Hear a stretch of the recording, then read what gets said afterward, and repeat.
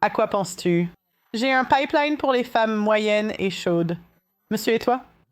Je dis toujours que les milieux de terrain vont dans les grandes villes et deviennent humbles. Donc, Comme si elle serait la plus jolie fille du Kentucky, tu sais, et puis elles iraient à Miami, et puis elles passeraient juste. Ouais, tu es juste là. Miami aussi. Ouais. Et puis retourner simplement au Kentucky et épouser quelqu'un de votre ville natale. Tu as déjà vu ça? Oui, j'ai déjà vu ça. Ouais, j'ai vu. Quand je vivais en ville, il y avait des filles qui venaient d'autres endroits et elles disaient à voix haute, genre, ici, je suis moins attirante. Les gens ne me traitent pas aussi bien qu'ils le faisaient là d'où je viens. Il y en avait une qui venait, je crois, de Détroit et elle disait, peut-être que je devrais retourner à Détroit. Donc oui, j'ai remarqué ça. Qu'est-ce que tu entends par pipeline? Tu veux dire les placer dans des endroits qui leur conviennent mieux? Ouais, par exemple, généralement, si une fille est une 7 ou plus, elle ira probablement dans une grande école. Donc, par exemple, s'il y a le pipeline de l'Alabama à la Floride, où tu vas à l'école en Alabama, si t'es une 7 ou plus, alors tu vas à Miami ou peut-être à LA, puis tu te fais remarquer. Il y a quelques femmes qui réussissent. Elles trouvent un mari en ville et obtiennent leur diplôme. Mais évidemment, il y a plus de perdantes que de gagnantes. Donc, elles se font remarquer, puis boum, elles repartent. Et généralement, c'est comme si les filles les plus attirantes restaient dans la ville, comme la partie la plus animée de la ville. Et ici, je suis à 1 heure de la ville. Et je suis allée à 30 minutes de la ville et tout le bar, je ne te mens pas. J'y suis allée avec Doug MPA, mon co-animateur, et c'était en fait un club de mères célibataires, un endroit assez particulier. Quoi? Ouais, j'étais genre, je ne peux même pas inventer ça. Et j'avais environ 30 ans et j'ai réalisé que toutes les filles sexy vont en ville et puis une mauvaise décision les en fait sortir. Donc pour elles, c'est comme être mère célibataire. Maintenant, elles sont à 30 minutes de la ville et c'est le mieux qu'elles puissent faire, tu vois. Et à 1 heure de là, c'est encore pire. Donc, beaucoup de mecs pensent peut-être qu'ils ne sont pas attirants, mais s'ils vivaient là où il y a les jolies femmes, il y en aurait forcément une, tu vois. Ouais. C'est un peu ce qui attire tout le monde vers les villes. C'est un peu ça. Je ne veux pas plomber l'ambiance, mais ça me fait penser que c'est pour ça. C'est un peu pour ça, et je pense que c'est l'opinion la plus pessimiste que j'ai. Les gens sont toujours attirés par ces zones à forte densité de population. Et ce sont justement celles qui sont le plus détruites par tout ça, par toute cette dégradation sociale. Tu ne peux pas vraiment y aller. J'ai tous ces amis qui essaient de s'échapper et de vivre au milieu de nulle part, comme dans les Rocheuses, dans le quartier vide. Ils disent, on va s'installer là-bas, on va ouvrir une salle de sport, et quand ils arrivent, il n'y a que 5 filles qui dépassent la note de 4, et ils se disent qu'il n'y a pas moyen, tu ne peux pas faire en sorte que ça marche. On ne va pas tous épouser la même fille. Tu vois, il n'y en a pas assez parce qu'elles parlent toutes. Toutes les filles, ce qui peuvent obtenir quelque chose ailleurs, quittent ces régions isolées. Donc c'est quasiment impossible de s'y installer à moins de vouloir mourir seule. Ouais. Et tu peux un peu voir à quel point une fille est belle selon la taille de la ville. Genre celle qu'elle a tendance à choisir. Ouais.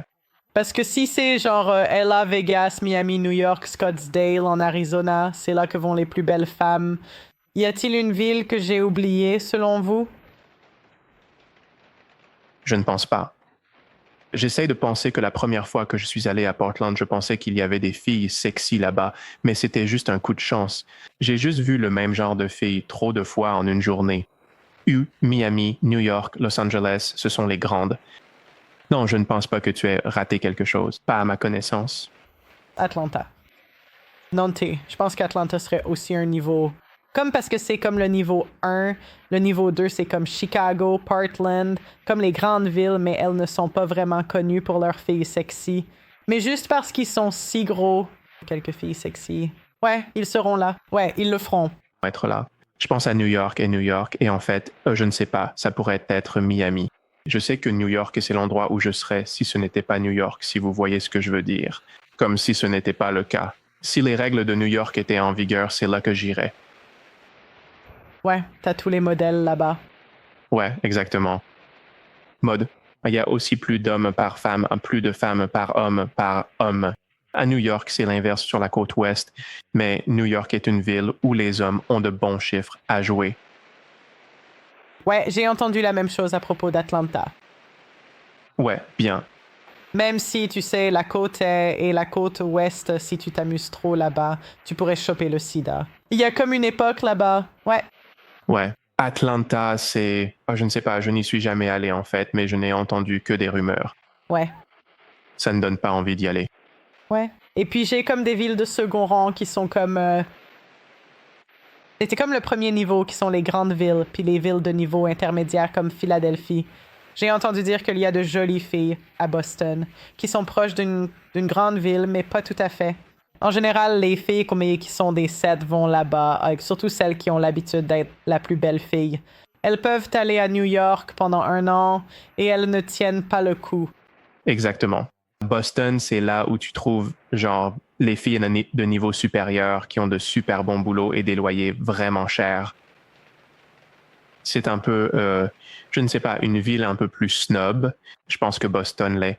C'est comme s'ils étaient plus conscients socialement là-bas, quoi, si c'est possible. Est-ce qu'il est possible d'être plus conscient socialement que les New-Yorkais? Qu'est-ce que tu entends par conscient socialement? Genre, être conscient du statut, de l'importance de l'endroit où tu vis, de la façon dont tu t'habilles, tu sais, du genre de musique que tu écoutes.